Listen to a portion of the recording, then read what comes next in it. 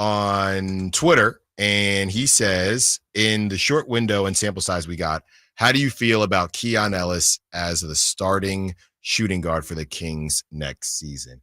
I feel like I typically throw to you or Nate. So to switch things up, I'm just going to come off top.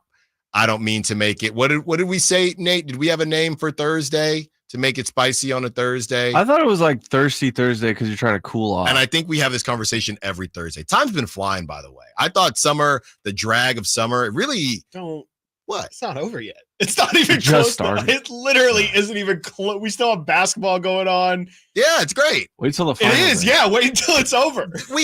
We basically have a month of that month is going to fly by, Chris. We are going to talk about your favorite video games. Why are you doing this? No, it's going to be great. It's going to be great. But all right, we switch it up a lot, and we're going to switch it up today. I'm going to go first. How do you feel about Keon Ellis as a starting shooting guard for the Kings next season? Yeah, I'm not going to pull any punches. It's a no for me, dog. It's a no for me. And that's respectfully. Look, if you're new to this or true to this, I came up with the Keon Ellis, the Ellis Island nickname. So if you like it, it was me. If you don't like it, then maybe it wasn't me.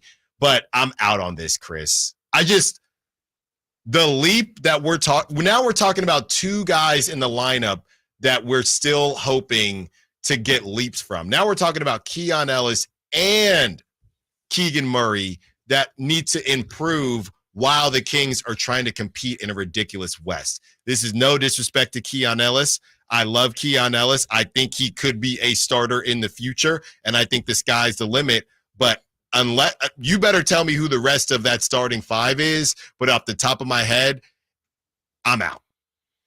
I mean, yeah, no, I'll tell you that there's not really a starting five. There's not a fourth person in the starting lineup that I could figure out that really makes it easier for me to digest it. I mean, I just think that he's just not quite there yet. I mean, it's not necessarily saying he can't be there or it's a hard no forever in his career. But I just think, like I said, when I was doing the Kyle Kuzma first mock trade, the thing I realized is, yeah, you trade Kevin Huerter, which it does seem like that's at least going to be a name that's heavily dangled out there from the Kings side. You're going to need to replace that. And Malik Monk, if he comes back, that's sure, absolutely where he's going to go. But if not, and you still do trade Huerter, I just think that a Fox, Ellis, Keegan, we'll say Jeremy Grant, Kyle Kuzma, Brandon Ingram, whoever it is, any of those names, I'll put Brandon Ingram in there because I'll just say he's the quote-unquote best one. And Domantas Sabonis, I just think, you upgraded that Harrison Barnes spot, which we've talked about countlessly. Yes, you need to do that Paul Millsap to Aaron Gordon improvement. Right. But it feels like you take a major step back in order to take a slight step forward in that. I just think that the drop-off from, and I can hear King, but Keon Ellis was great last year and Kevin Huerter shot 36% from three. Like, how can you not say he was a better player? Yeah, I think last year Keon in his limited role was better than overall what Kevin Huerter. I also think expectations play a lot into that as well. You expect Kevin Huerter to be at 15 points. And so when he reaches 8, it's like, what are you doing, Kevin? But if Keon gives you 8, then it's, hey, Keon hit 2 threes today and had a nice cut. It's just not all 8 points are created equal. That's a great point. I just kind of think that it's a step back. Again, no disrespect to Keon at all, but I just think if you're really wanting to be in the conversation of, hey, we are legitimate stamped, we want to be in the second round, I don't know if you can confidently say that if Keon Ellis is one of your starters. I think in an ideal world, you want to strive for better than Keon Ellis, and Keon Ellis can still be a very big contributor off the bench. But as a starter, there's just different level of expectations every single night. And I just don't think Keon's there yet. I mean, he's definitely progressing in his career, but I don't think this is the next step that he needs to take right now. Yeah, again, it's funny. It's kind of similar to when we had Katie on, and even before we had Katie on with the Keegan Murray All-Star conversation, right?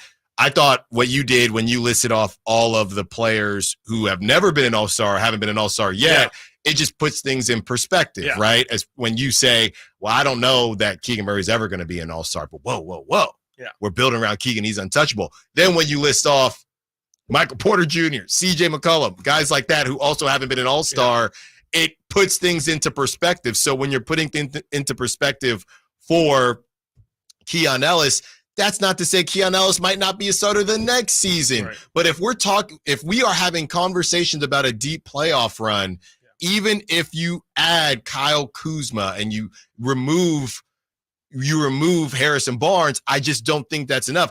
And I've been very tough on Kevin Huerter. Mm-hmm. You had to try to reel me in on Kevin Huerter. But what we talked about is Kevin Huerter had a really good season, a career year 2 seasons ago, and then he had one of his worst seasons since his rookie year last season. So if you split that difference next season, is that player, assuming he's not going to be that bad again, if you split that difference, right, is that Kevin Huerter better than having Keon Ellis in the starting lineup?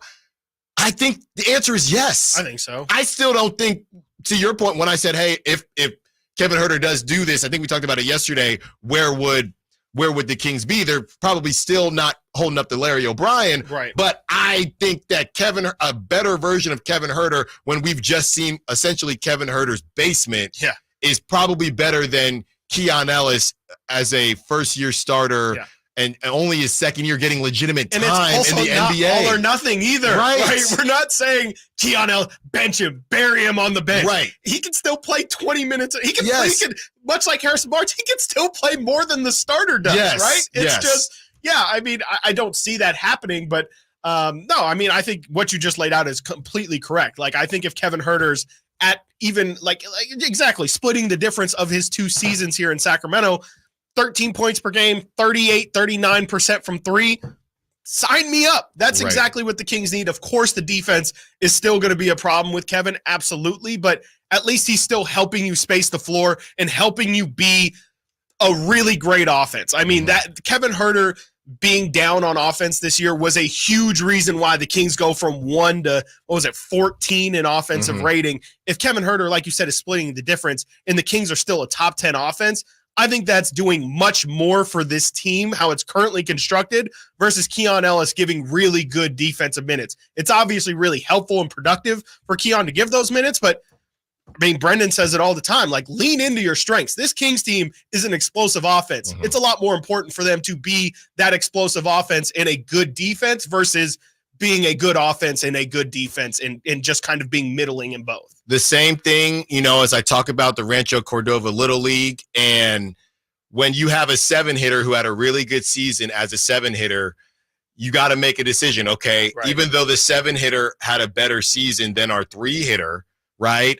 Next season, is that 7-hitter now our 3-hitter? Not necessarily. Maybe they're better suited as the 7-hitter. Maybe in after a couple years of, okay, the 3-hitter, we've given the 3-hitter a good amount of time here, and the 7-hitter is still balling. All right, and maybe Keon gets moved to the 6-hole next season. You don't have to go from Keegan wasn't in the lineup, and now we're going to start him next season with, Keon. When we're talking about a Western Conference that's only getting better, Monty McNair has to make this roster better, and that a part of that is Keon improving. But I don't necessarily think that Keon. That's a big bet. Needs to or should. Really, there's you already got one bet out there with Keegan. Okay, and you're letting it ride. Will you let it ride, Chris, in roulette? Because Black hit a couple times. You're gonna let it ride. Okay. What are you gonna put some more? You don't need to put more chips in. No, Black 13 is full. Right. Just leave it be. Leave it be. Coming up next, we continue the conversation. TC, we see you. We get your thoughts.